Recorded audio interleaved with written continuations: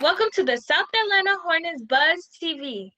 The broadcast that spotlights what's happening virtually at the best high school in the city of Atlanta.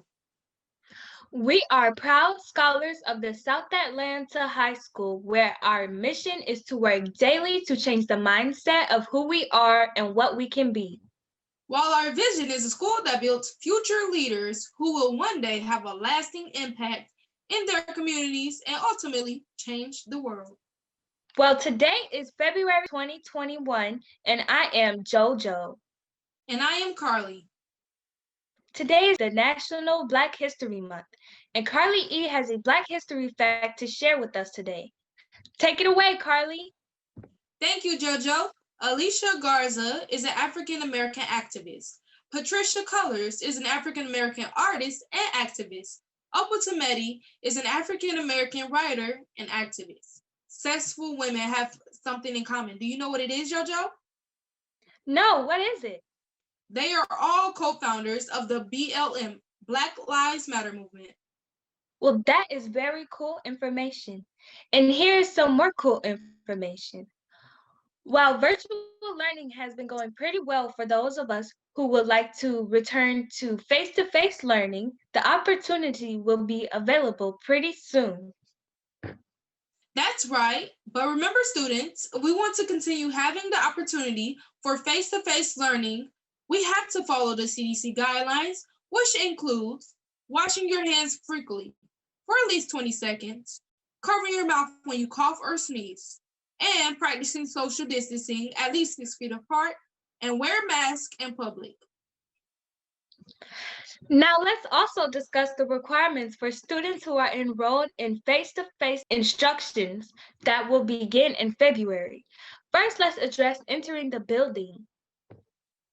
No access. Visitors are not allowed in the building during this time. Students and staff are required to wear masks at all times. Students may be provided a mask if they cannot obtain one. Screening, temperature checks, and health questionnaires will be given to all staff and students. Now let's discuss the requirements once we are in the building. Sure thing. In the school, all students and staff must engage in frequent hand washing, including upon arrival, before and after meals, after restroom use, after coughing or sneezing, and before dismissal. Although hand washing is highly encouraged, hand sanitizing stations will be provided as an extra safety measure. Hi, Hornet Nation. As you enter each classroom, you want to look for the hand sanitizing stations like this one here. Then you will pump it at least once or twice to dispense the hand sanitizer. Rub it in your hands for about 20 seconds, just like you would do if you were washing your hands. You don't want to be tempted to use a paper towel to wipe your hands dry because you want to allow your hands to air dry so that the solution will be able to do what it's intended to do, which is to kill viruses and bacteria. Okay, turning it back over to you, ladies. Students will not share classroom supplies and should plan to bring or use those assigned to them throughout the day. Students should not leave any personal belongings at school. Students will be expected to take home all personal items at the end of each day. Water fountains have been disabled. Students are encouraged to use their own water bottles that are marked with their names on it and to fill it each day at home. Bottle filling stations are located throughout the building. Hornets, the following is the checklist that you want to be sure that you are following daily. Daily checklist for students. Wear a mask. Stay home if sick. Bring all materials. No sharing. Use a water bottle. Wash hands regularly.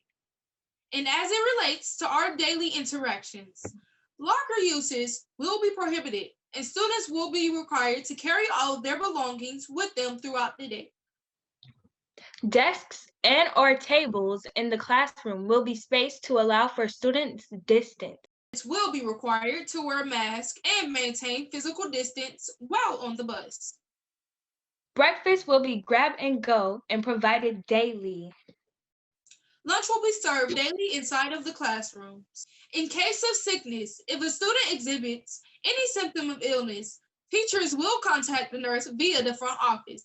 The nurse will ask a few questions to determine whether the student needs to go to the care room or can be seen in the regular school health office.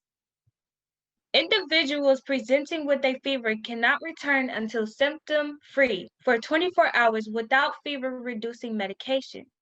If a healthcare provider suspects COVID-19 or they have been identified as a close contact to a confirmed positive case, they should remain out of school and follow the return to school and child care guidance after COVID-19 illness or exposure.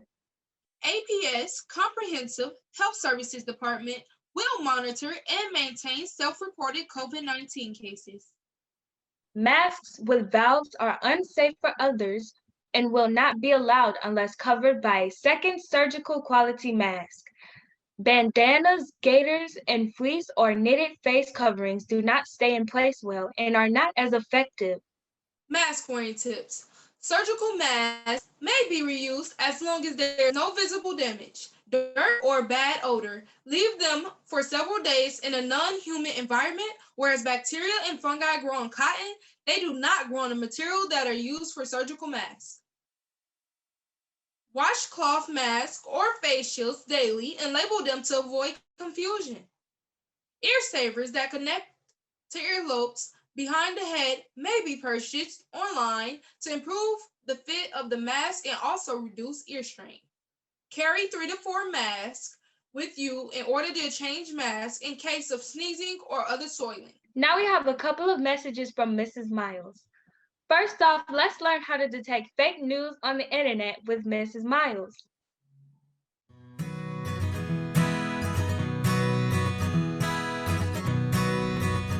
Hi Hornets, my name is Miss Miles. I am your media specialist and I want to talk to you guys a little bit about media literacy. So I have a little acronym that I like to use when I'm trying to figure out whether or not I can trust what I see on the internet when I'm looking for the news. There's a lot of information out there and not all of it is true, not all of it is useful, and we need to make sure that we are verifying our sources. Now, what is a source? A source is a person or a place or information that we get. It could be a book, it could be a video, it could be a podcast, or what have you. So I use my little acronym A, B, C, D to let me know whether or not I can share this information or whether or not I can trust this information for myself. So A, attribution. Who said it? Who said that? Who said what you read? Is it a person you trust, meaning like a journalist? Journalists have things that they have to do to verify their sources. Or is this just somebody at home on the internet just typing up their opinion? So who said it? Bias. Does this person have a reason to lie? So if I'm getting some information about chocolate chip cookies, am I going to trust the people who are selling sugar cookies to tell me that chocolate chip cookies give you cancer? Probably not. That's because that person is biased. So not only who said it, does that person have a reason to lie or a reason to sway you in one way or the other? That's called bias. The next is corroboration. Is there somebody else who is saying the same thing that I can also trust? Journalists steal from each other or take from each other or use each other as sources. So if there is something that is true in one place, you'll be able to find it in a couple of other places that you trust as well. If there's only one person in some deep blog somewhere that's saying this one thing that they heard from someone else, you probably can't trust it. So corroboration. And lastly, the date. Is this current information or is this something that happened a year ago, 10 years ago, 5 years ago? Information is always updating. There may be stuff that comes out that we don't find out about or that is updated day to day. So what was true last week, we may got more information and is not true today. So if you find something that's old, you might want to find something that has more information that is newer. So let's go over our acronym again. Attribution, A, who said it? Bias, does that person have a reason to lie? C, corroboration. Are there a couple of other people that I trust that are saying the same thing? And then date, how old is this information? If you use this trusty acronym ABCD, you should be able to navigate the internet, share as you will, and get as much information as you need. Thank you, Ms. Miles, for sharing with us how we can detect fake news. Here is another message from Mrs. Miles. Congratulations to our January top readers. Tanika Walker will get a Chick-fil-A gift card. Keep reading and make sure to log into Race to Read in my backpack for the Black History Month reading challenge. We have an announcement for seniors concerning 2021 yearbook. Happy New Year, seniors! Your senior yearbook is underway. If you have not joined the senior yearbook on Google Classroom, or you have not taken pictures around the hornet's nest, we suggest you get snapping. You may take pics with multiple classmates or family members. We just ask that you please be sensible and safe. Some of your photos are due by next week, so please plan wisely and be photo ready. Getting that outfit right, shape up, and or hair done. Be sure to submit your pictures in the classwork section in the senior yearbook on Google Classroom. If you would like to be a senior yearbook correspondent, it's not too late. Go to Miss Anita Smith's SAHS webpage and join the yearbook Remind. We have started showcasing those Hornets who are doing great things on and off the camera. So if you know any great deeds that have gone unmentioned, please use the link below in the description of this video to submit that information to us. This can be to recognize a special teacher, support staff member, or administrator, or it can be a fellow classmate, parent, or guardian.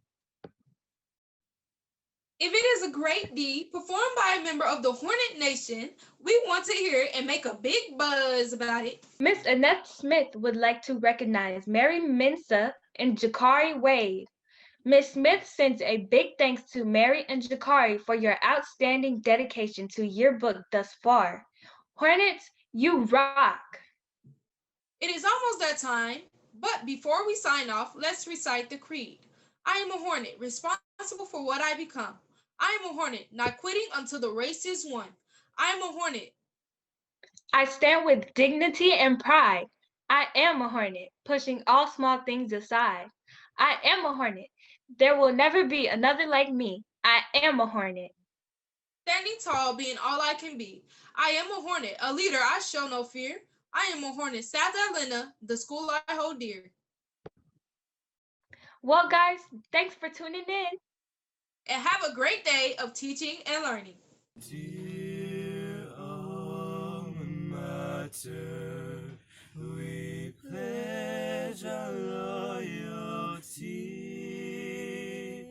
Through sacrifice and lofty goals, we humbly strive for thee. Oh, alma mater, you are dear. Dear alma mater, we proudly hail thy name. Through the years of happiness, joys, and tears, we'll dedicate our lives to you. Hail to South Atlanta, we'll always praise thy name. Through the years, we'll work each day with pride and dignity. Oh, South Atlanta, we love you. Alma mater, you are dear. South Atlanta, we'll